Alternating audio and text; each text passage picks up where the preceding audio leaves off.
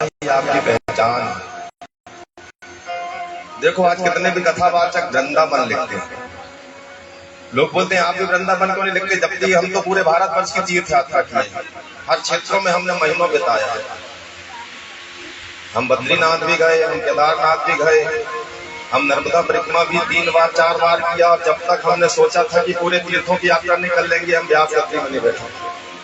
जब तक 16 संस्कार थोड़ा थोड़ा ना सीख लें, ज्योतिष कुंडली, मूल आदि काटना, विवाह संस्कार, अंतिम संस्कार, तब तक व्यास पीठ में नहीं बैठे।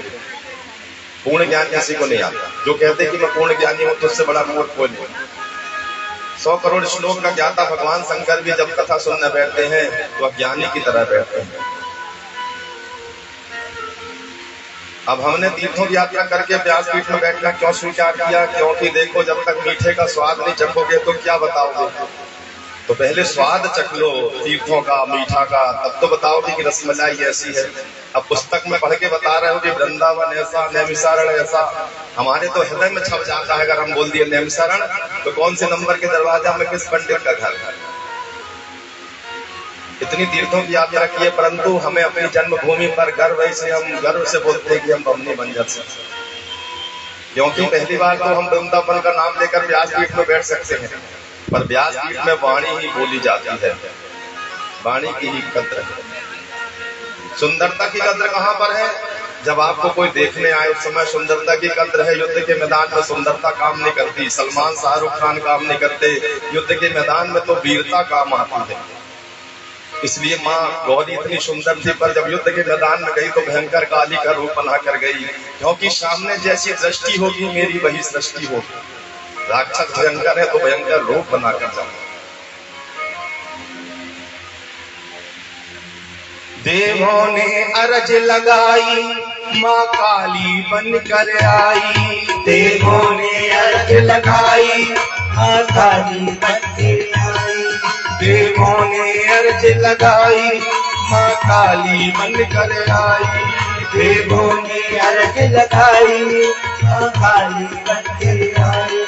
दुष्टों को मार भगाई, दुष्टों को मार भगाई।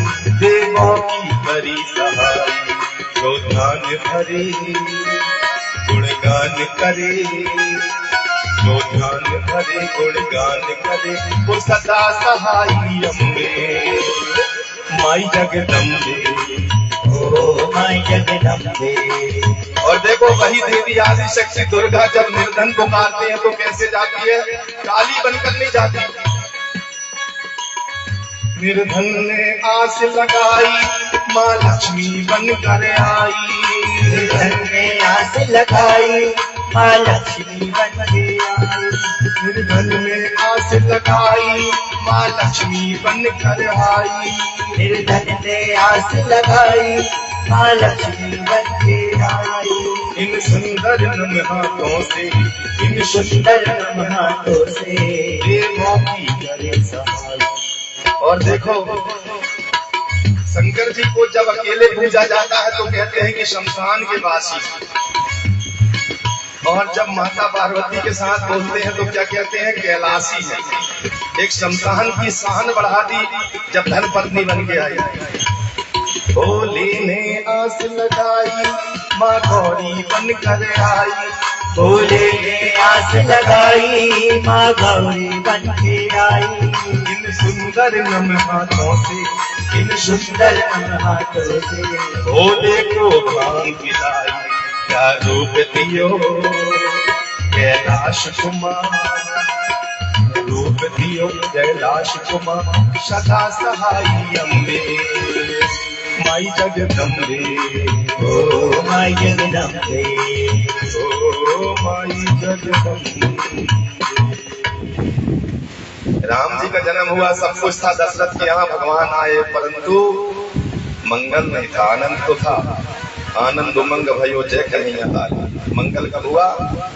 जब ते राम ब्याह घर आए, नित नव मंगल मोद बधाए। मंगल तो उसी दिन से हुआ जब मंगला गौरी आई।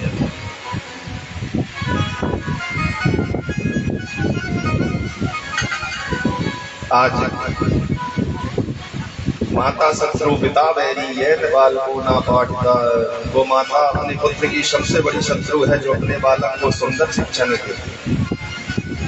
एक माता बड़े गौरव से कहती है कि महाराज ये मेरा छोटा बेटा है, आपको ये जानकर आश्चर्य होगा कि इसको हिंदी में पत्र लिखना नहीं बनता, ये पूरा फ्लुएंट इंग्लिश बोलता है। अरे भारतीय नारी होकर आप ऐसा कहते हो मेरे पुत्र से हिंदी लिखना नहीं आता, इससे बड़ी शर्म की बात और क्या है। आज भी तमिलनाडु के लोग अपनी भाषा पर गर्व करते हैं, अपने पुत्र को अच्छा संस्कार दें।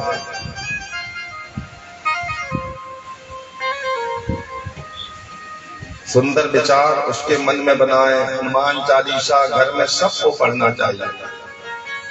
बच्चा स्कूल जाता है तो उससे कहो कि मंदिर जाओ तो भगवान को प्रणाम करो। हमारे घर में कोई बड़ा बुजुर्ग आता है या कोई ब्राह्मण आता है तो हम 5-10 रुपए देकर अपने बच्चों से जरूर उनको पांव पड़वाते हैं। क्यों? 10 रुपए देने से हमें खर्चा है, परंतु देखो उसकी आदत बनी, वो झुकना सीखे किसी भी बहाने से। इसलिए हम कुछ ना कुछ देके बोलते हैं कि चलो ब्राह्मण देवता आए हैं, पांव पड़ो, क्योंकि आपकी दौलत वही बच्चे हैं, संस्कार है। कार वाली विद्या नहीं, संस्कार वाली विद्या अगर बच्चों को। आने वाला समय बड़ा कठिन है। जब माँ को मोम कहा गया, मोम यानी मम्मी, मम्मी यानी मम्मी, मम्मी यानी जैसे मिस्र में मरे हुए मुर्दे को लपेट कर हजारों साल रख लेते थे। और डैड तो ही इज डैड, वो तो मर ही चुका है, आत्मा से कोई संबंध नहीं। क्योंकि बच्चा तो बचपन से कहाँ पढ़ रहा है, हॉस्टल में, प्रदेश में।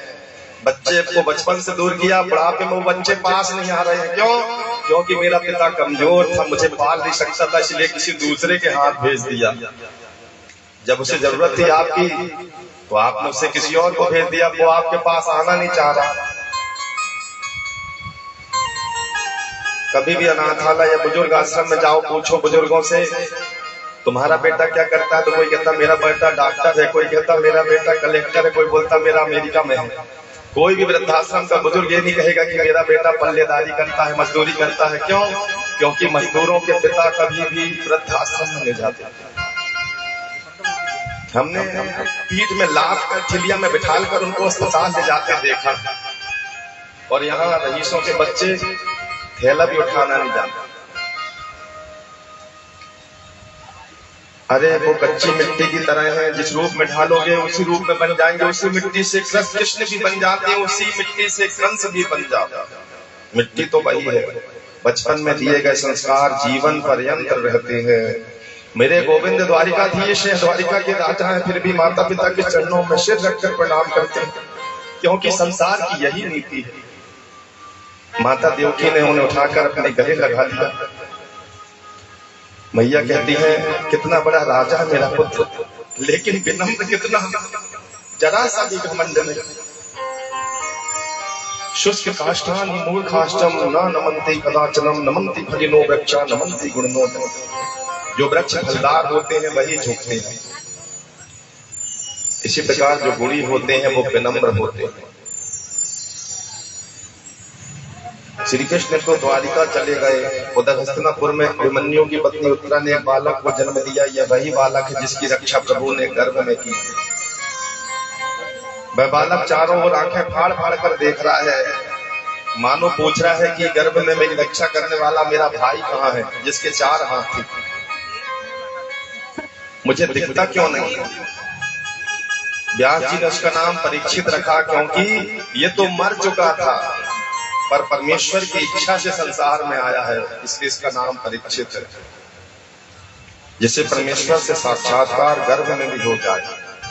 धन्य है वो भगवान जो कभी गर्भ में नहीं आते, ना तो कौशल्या के गर्भ में आए, ना देवकी के भाई प्रकट कृपाला प्रकट हो गए थे, ऐसा लगा कि गर्भ से आए। युधिष्ठिर ने ब्राह्मणों से बालक के बारे में पूछा कि ये बालक की कुंडली कैसी होगी। ब्राह्मणों ने कहा वैसे तो ग्रह ठीक ठाक है, परंतु मृत्यु स्थान में कुछ गड़बड़ी है। कुंडली का 8वां भाव मृत्यु भाव कहलाता। इसमें राहु के साथ लग्नेश और चंद्रमा राशि का स्वामी, लग्नेश शरीर का स्वामी। संबंध इसलिए इसकी मृत्यु सर्प के काटने से होगी। पांचों पांडव बड़े दुखी हो गए कि हमारे कुल का बालक और अकाल मृत्यु को मरे। ब्राह्मणों ने आश्वासन दिया कि देखो मृत्यु किसी रूप में हो, परंतु इसका अष्टमेश नवमेश से संबंध रखता है, यानी ये तो तीर्थ स्थान में मरेगा, या कोई धार्मिक कथा सुनते मरेगा, या ये मुक्ति को प्राप्त होगा। बालक परीक्षित बड़े हो रहे हैं। आगे महात्मा विदुर जी को मालूम था कि समझाया, पर बुद्धि में नहीं चढ़ रहा पापियों की, तो सोचा कि इन पापियों के साथ लड़ने से अच्छा तो मैं इस स्थान को छोड़कर चले जाऊं, तीर्थ यात्रा में चले जाता। जब प्रभास क्षेत्र आए, नर्मदा के पश्चिम तट द्वारिकाधीश के पास सोमनाथ, इसे प्रभास क्षेत्र कहा गया। तो उन्हें खबर लगी कि महाभारत में पूरे कौरव मारे जा चुके हैं और धर्मराज युधिष्ठिर को सिंहासन पर बैठाया गया है। कौरवों में केवल मेरा एक भाई धृतराष्ट्र जो बचा है। युधिष्ठिर के पास केवल मुट्ठी भर खाने के लिए वो रुका है। अभी भी उसकी माया ऐसी थी, जिन्होंने उसके सब वंश का नाश कर दिया, परंतु लोभ में वो वहां भी बैठा टिका है। चलो भाई होने के नाते ज्ञान देना चाहिए। जिसके 100 पुत्रों को मार डाला, अभी भी उन्हीं का अन्न खा रहा है पापी। अब ज्ञान आया। मोह माया को त्याग परमेश्वर में ध्यान लगाने के लिए उसे प्रेरित करना चाहिए। इसी उद्देश्य से विदुर जी आज हस्तिनापुर लौटे हैं। देखो धर्मराज युधिष्ठिर पूछते हैं कि काका, आप तो पूरे चारों धाम की यात्रा में गए थे, कृपया करके हमें बताइए न तीर्थ में कैसा अनुभव हुआ। यात्रा के बारे में पूछ रहे हैं विदुर जी से। विदुर जी कहते हैं, उत्तमा सहजावस्था मध्यमा ध्यान चारिणा अधमा मूर्ति पूजा चा तीर्थ यात्रा अधमा धमा। देखो 36 वर्ष तक तीर्थ यात्रा की है और 36 वर्ष की यात्रा का वर्णन केवल 36 शब्दों में बता दिया है। क्यों? क्योंकि हम तो छोटा सा बंबई जाते और इतना बखान करते हैं, कितनी बड़ी बिल्डिंग, ऐसा घूमा, हवाई जहाज में घूमा, 100 का 1000 बताते हैं, पर जो संत महात्मा है वो 1000 को भी 100 में बताते हैं। 36 वर्ष का अदरक उन्होंने 36 शब्दों में बताता।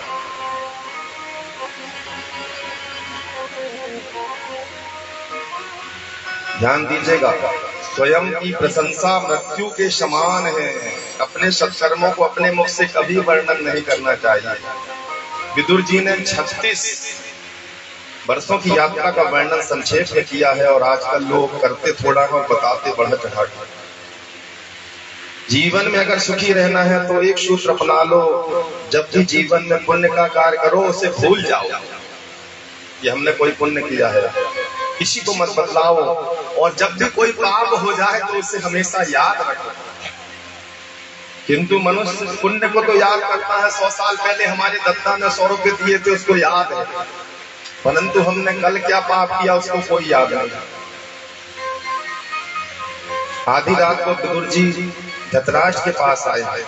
वे जाग रहे हैं, जानते हैं कि दिन को इनको ले जा नहीं सकता तीर्थ यात्रा में, क्योंकि युधिष्ठिर इन्हें इतना चाहता है। यद्यपि ये बैरी के पिता है, परंतु युधिष्ठिर कौन है जो पूरी दुनिया को एक भाव से देखे? धर्मराज।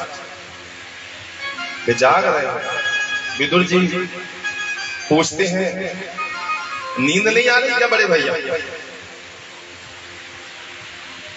बोले नहीं, यहाँ तो बड़ी अच्छी नींद आती है, आज ही कुछ नींद नहीं आएगी। बोले क्यों नहीं आएगी? भला बुढ़ापे में नींद क्यों नहीं आएगी?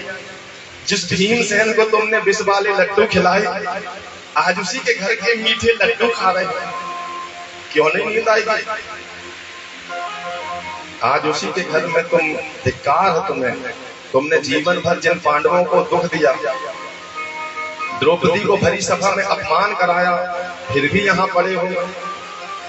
धृतराष्ट्र कहते हैं, मेरे भतीजे बड़े अच्छे हैं, मेरी खूब सेवा करते हैं, उन्हें छोड़कर जाने का दिल नहीं करता। विदुर जी कहते हैं, अब तो मैं भतीजा प्यारा लग रहा है। उस समय ये भतीजे कहाँ थे? उस समय ये प्रेम कहाँ था जब तुमने लाख के महल में आग लगाई और मारने के अनेक प्रयास किए, फिर भी वे तुम्हारे अपकार का बदला उपकार से दे रहे थे। मुझे तो ये लग रहा है कि आप सोच रहे हो कि आप इस दुनिया में अमर होकर आए हो, और आपके मन में ये चल रहा है कि उस दिन में ये पांडव शरीर छोड़कर संन्यास ले लेंगे या शरीर छोड़ देंगे और मैं फिर से राजा बन जाऊंगा। अरे ये माया छोड़ो, तुम्हारे मस्तक की रेखा कहती है कि तुम्हारे मुख पर मुझे मृत्यु के दर्शन हो रहे हैं, काल तुम्हारे सिर में बैठा है।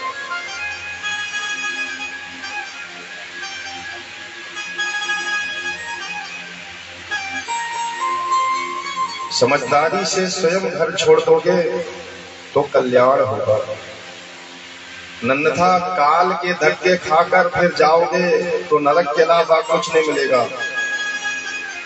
कुछ समय में तुम्हारी मृत्यु होने वाली है। ये जीव भी ऐसा अनाड़ी है कि सोच समझकर स्वयं कुछ छोड़ना नहीं चाहता। देखो खूब मीठा खा रहा है, परंतु डॉक्टर कह दिया कि डायबिटीज है, तो फिर उस दिन से शक्कर बन मिठाई आलू खाना तक छोड़ देता। इस तरह डॉक्टर के कहने पर तो छोड़ देगा, परंतु पहले से कभी नहीं छोड़ेगा। विदुर जी कहते हैं मृत्यु तुम्हारी निकट है, अब इस मोह माया को छोड़ो और भगवान में ध्यान लगाओ। नाता एक राम जी से दो जना तोड़ दे, नाता एक राम जी से दो जना तोड़ दे, ओ नाता एक राम जी से दो जना तोड़ दे, नाता एक राम जी से दो जना तोड़ दे। आशा एक राम जी से दो जी आशा छोड़ दे, आशा एक राम जी से दो जी आशा छोड़ दे, आशा एक राम जी से दो जी आशा छोड़ दे, आशा एक राम जी से दो जी आशा छोड़ दे। धन्यवाद निर्विगा राम नाम कहिए, जाहि विधि राखी राम ताहि विधि रहिए, जाहि विधि राखे राम ताहि विधि रहिए। सीताराम सीताराम सीताराम कहिए। मृत्यु तुम्हारी निकट है, इस मोह माया को छोड़ो और परमेश्वर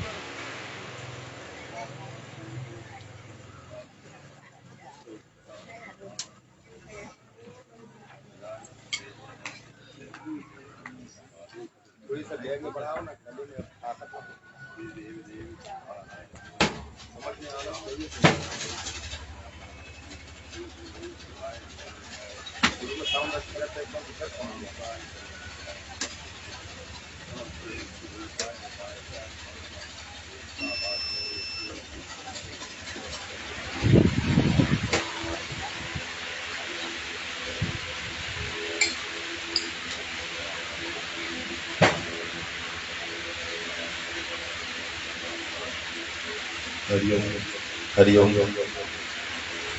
बोलिए काशी विश्वनाथ भगवान की जय। विदुर जी कहते हैं कि चलो भगवान में ध्यान लगाओ। धृतराष्ट्र कहते हैं कि भैया तुम्हारा कहना तो ठीक है, परंतु हम तो अंधे हैं, अकेले कहाँ जाएं।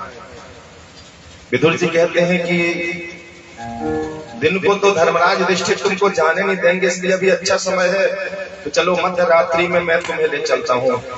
और धृतराष्ट्र और गांधारी को लेकर विदुर जी आज उत्तराखंड में सप्त स्रोत, जहाँ सप्त ऋषियों का आश्रम है, ऋषिकेश के पास, इस तीर्थ की ओर चल पड़े। सुबह हुई, युधिष्ठिर ने पूछा काका जी उठो, काका जी उठो, आज इतनी देर हो गई।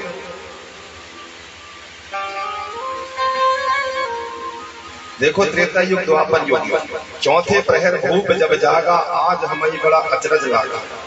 राजा दशरथ 2-3 बजे रात को उठ जाते थे।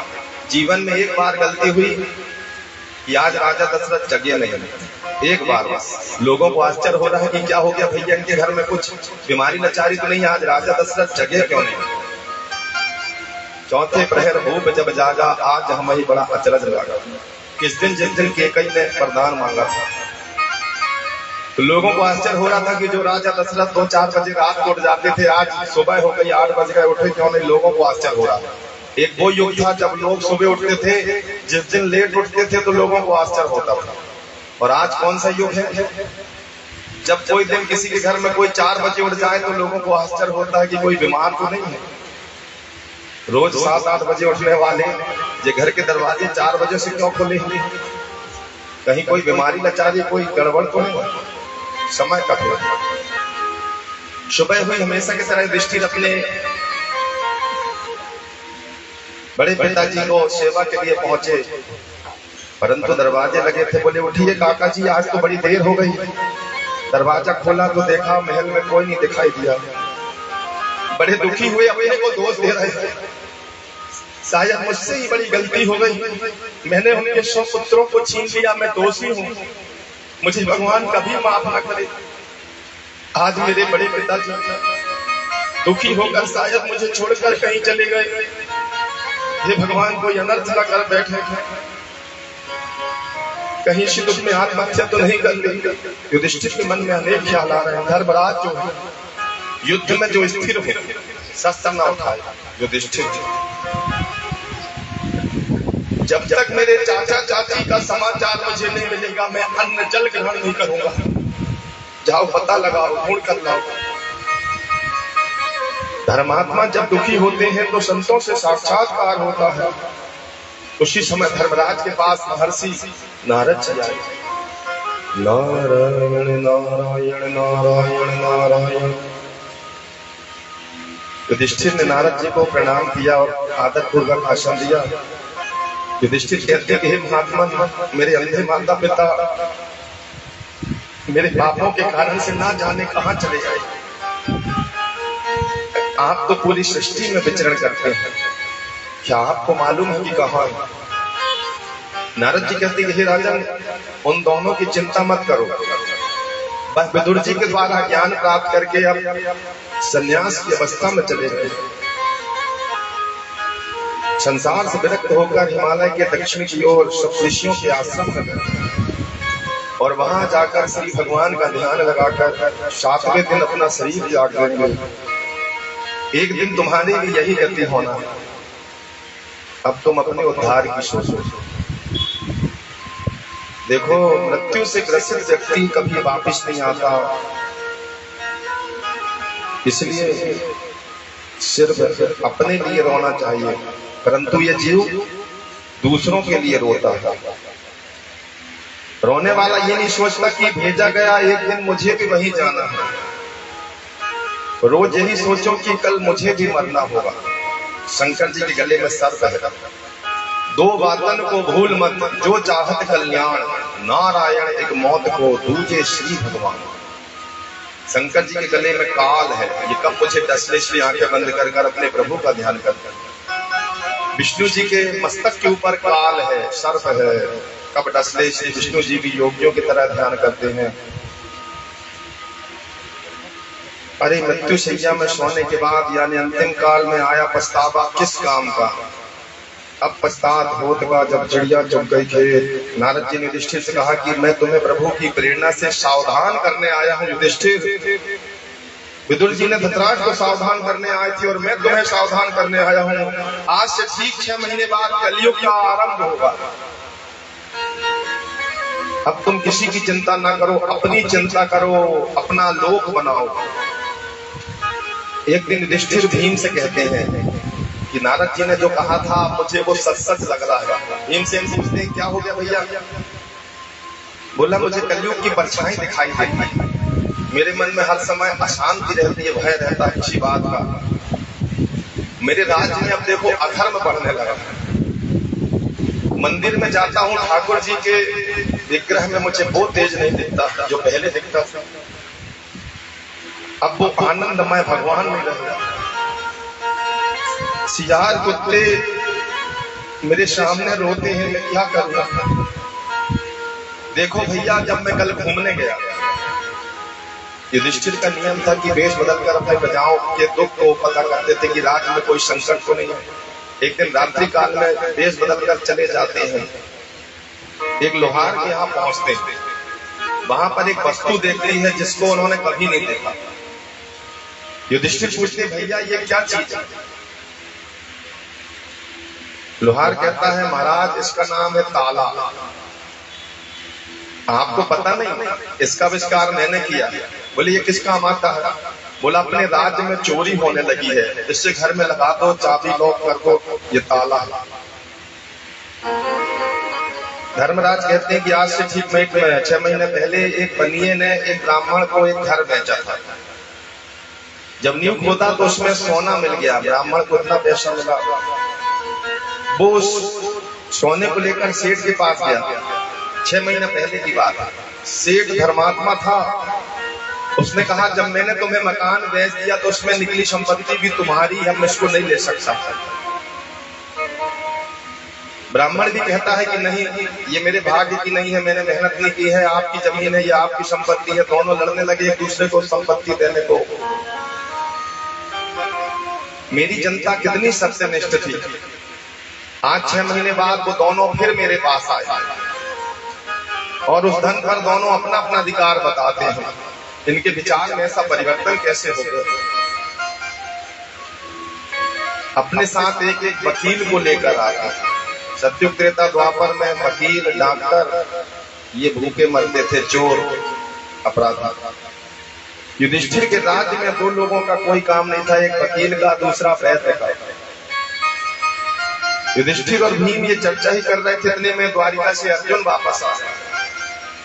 अर्जुन के मुख को जैसे युधिष्ठिर ने देखा आश्चर्यचकित हो गए। अर्जुन हमेशा तो प्रसन्न होकर आता था, हरि का दास कभी होवे नहीं उदास, आज तेरा मुख मलिन कैसे? क्या कारण? कहीं तूने द्वार में आए किसी अतिथि का अपमान तो नहीं किया? आदर सत्कार में कमी तो नहीं रह गई जो तेरा पुण्य लेकर चला गया? या अपने अतिथि से पहले भोजन तो नहीं कर लिया? देखो अर्जुन, व्यक्ति का तेज कम हो जाने के कुछ कारण है। पहला, घर आए हुए अतिथि को निराश करना। दूसरा, पर स्त्री से समागम, पुण्य को खा जाना। तीसरा, जिसके बगैर हम रह न सकते, अगर वो छोड़कर चला जाए तो तेज नष्ट हो जाता।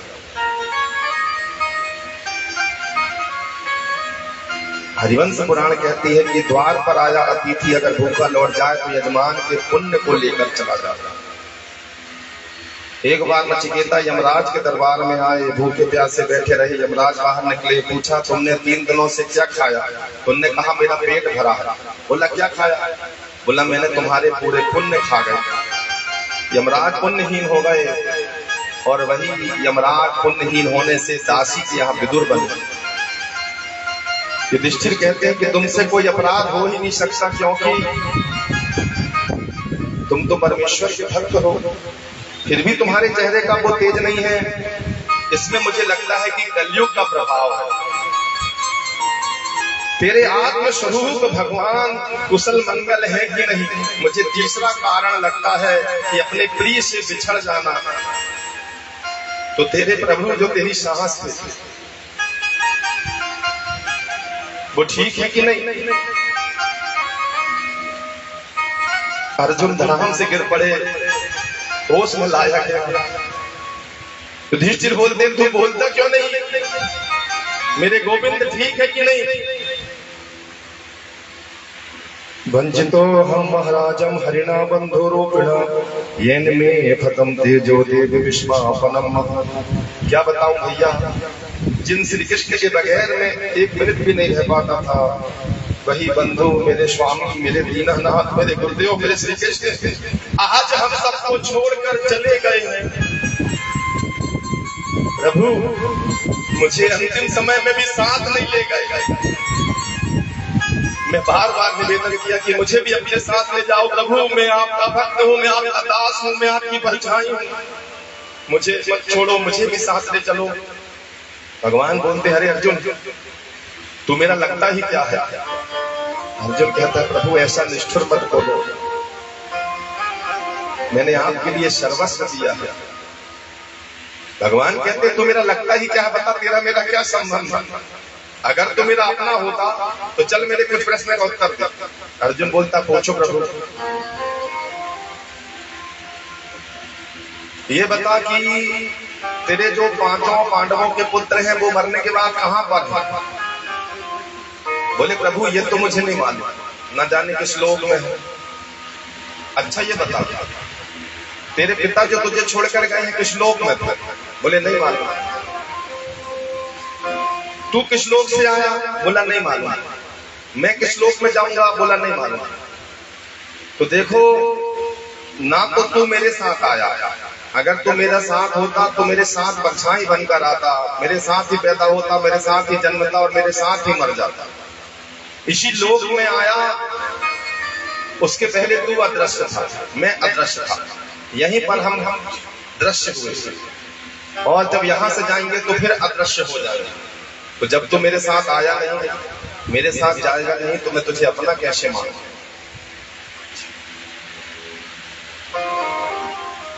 तो मैं तुझे अपने साथ कैसे ले जा सकता हूं? इस प्रकार प्रभु ने मुझे त्याग दिया।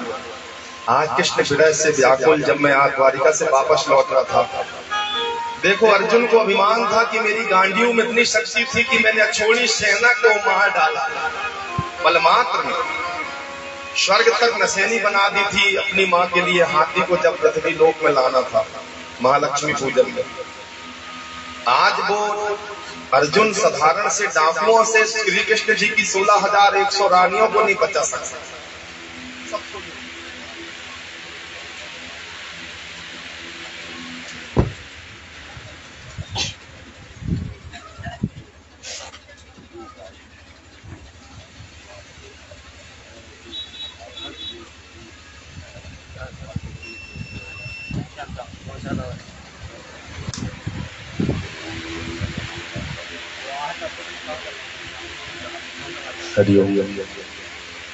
हे मुरलीधर छलिया मोहन, हम भी तुमको दिल दे बैठे। मुरलीधर छलिया मोहन, हम भी तुमको दिल दे बैठे। गम पहले ही से गम को न था, गम पहले ही से गम को न था, एक और मुसीबत ले गए। मुरलीधर छलिया मोहन, हम तो तुमको दिल दे बैठे।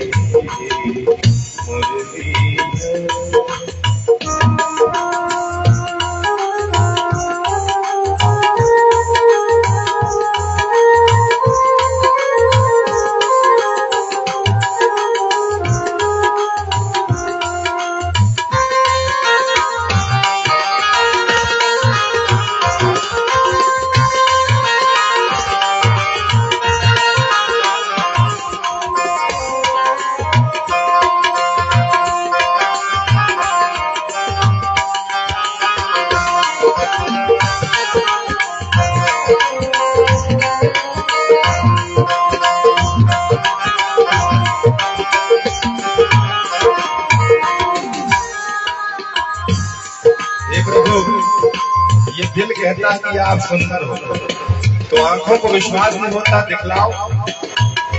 दिल कहता है तुम सुंदर हो, आंखें कहती है दिखलाओ।